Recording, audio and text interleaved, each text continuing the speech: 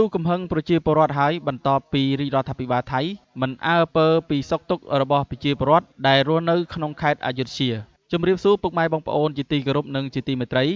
ឡូវនេះខ្ញុំនឹងជម្រាបជូនពីព័ត៌មានទឹកជំនន់អ្វីដែលផ្លាយនោះយើងឃើញថាអ្នកដែលនៅខេត្តអយុធ្យាបានជាកំហឹងដាក់រាជរដ្ឋាភិបាលថៃព្រោះកំពុងវេទនាខ្លាំងដោយសារគ្រោះទឹកជំនន់អ្នកខេត្តអយុធ្យាបានបញ្ចេញកំហឹងដាក់រាជរដ្ឋាភិបាលថៃដោយសារតែមិនមានសកម្មភាពអ្វីសោះ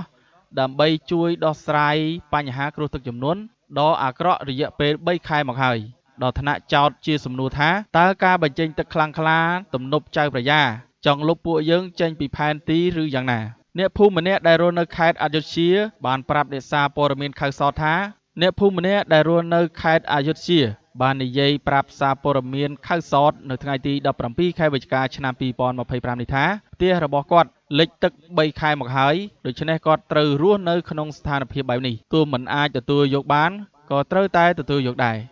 អ្នកខ្លះត្រូវបានដេកតាមផ្លូវអ្នកខ្លះដេកផ្ទះបងប្អូនពិតជាវេទនាណាស់គ្រោះទឹកជំនន់ក្នុងខេត្តអយុធ្យានៅតែអាក្រក់ខ្លាំងខណៈតួលេខមនុស្សស្លាប់បានកើនឡើងជាបន្តបន្ទាប់ឈានដល់19នាក់គិតត្រឹមថ្ងៃអាទិត្យទី16ខែវិច្ឆិកាមនុស្សស្លាប់ទាំង19នាក់ត្រូវបានគេរាយការណ៍នៅក្នុងស្រុកសេនាបហៃបាងបានបាងសៃប្រាណខនស៊ីអយុធយានិងបាងប៉ាអ៊ីនទំនប់ចៅប្រយ៉ានៅក្នុងខេត្តឆៃណាត់នៅតែបន្តទម្លាយទឹកនៅក្នុងកម្រិត280ម៉ែត្រគូបក្នុង1វិនាទីដែលធ្វើឲ្យទឹកហូរបុកមកខេត្តអយុធ្យាជនលិចផ្ទះប្រហែលជា60000ខ្នងបន្ថែមលើសពីការស្លាប់ទឹកជំនន់ក៏ប៉ះពាល់ដល់មនុស្ស62450គ្រួសារក្នុងនោះ889ភូមិ136ឃុំនៃស្រុកទាំង11ផងដែរចឹងយើងឃើញថាតេតងនឹងបញ្ហាទឹកជំនន់នេះអ្នកភូមិនៅខេត្តអយុធ្យាគឺបានចេញមកបាទជះកំហឹងទៅលើរាជរដ្ឋាភិបាលរបស់គេហើយតេតងនឹងការមិនអើពើនិងសុខទុក្ខរបស់ប្រជាពលរដ្ឋដែលរងគ្រោះនិងមានទុក្ខលំបាកដោយសារតែទឹកជំនន់ដោយសារតែបាក់ទំនប់ចៅប្រយ៉ាហើយជាពិសេសហ្នឹងគឺខេត្តដែលរងគ្រោះខ្លាំងនោះគឺខេត្តអយុធ្យានេះឯងអញ្ចឹងយើងឃើញថាប្រទេសថៃឥឡូវនេះគឺមានការប្រមានបាទខេត្តចំនួន40ហើយដោយសារតែមានភ្លៀងធ្លាក់ខ្លាំងខណៈដែលទឹកជំនន់នៅក្នុងខេត្តមួយចំនួនមិនតាន់ថមថយទេបាទអញ្ចឹងមានន័យថាខេត្ត40ទៀតហើយដែលអាជ្ញាធរថៃប្រមានព្រោះអីយើងឃើញថាចំនួនទឹកភ្លៀងគឺបានធ្លាក់មកបន្តបន្ទាប់ហើយមិនធ្លាក់តិចទៀតបងប្អូនគឺធ្លាក់ខ្លាំងមែនទែនហើយខេត្តដែលរងគ្រោះដោយសារតែទឹកជំនន់នោះគឺមិនបានថមថយទេអញ្ចឹងមានតែកើនឡើងជាងមុនទៅទៀតអញ្ចឹងយើងឃើញថានាយកដ្ឋានអូតូនិយមថៃបានចេញសេចក្តីប្រមានចំពោះខេត្តចំនួន40និងភ្លៀងធ្លាក់បាទខ្លាំងនិងផ្គររន្ទះនិងមានខ្យល់កន្ត្រាក់ខ្លាំងខណៈដែលប្រព័ន្ធសម្ពាធខ្ពស់ខ្លាំងពីប្រទេសចិនបានជំរុញអាកាសធាតុមិនស្ថិតស្ថេរចូលទៅក្នុងតំបន់ខាងលើនៃប្រទេសថៃស្របពេលដែលប្រទេសនេះកំពុងតែរងគ្រោះដោយទឹកជំនន់ស្រាប់ទៅហើយបាទនេះគឺយោងតាមការចេញផ្សាយដោយខៅសតនៅថ្ងៃ17ខែវិច្ឆិកាឆ្នាំ2025នេះអញ្ចឹងប្រព័ន្ធសម្ពាធទៀតនេះត្រូវបានគេព្យាករណ៍ថានឹងរីករាលដាលពាសពេញប្រទេសថៃចាប់ពីថ្ងៃទី18បាទខែវិច្ឆិកានេះនឹងនាំមកនៅអាកាសធាតុដ៏ត្រជាក់និងស្ថានភាពអាកាសធាតុធ្ងន់ធ្ងរលើសពីនេះចំពោះការប្រមានកើតឡើងស្របពេលដែលខេត្តជាច្រើននៅទូទាំងប្រទេសថៃកំពុងតែជួបប្រទះនឹងទឹកជំនន់រួចទៅហើយ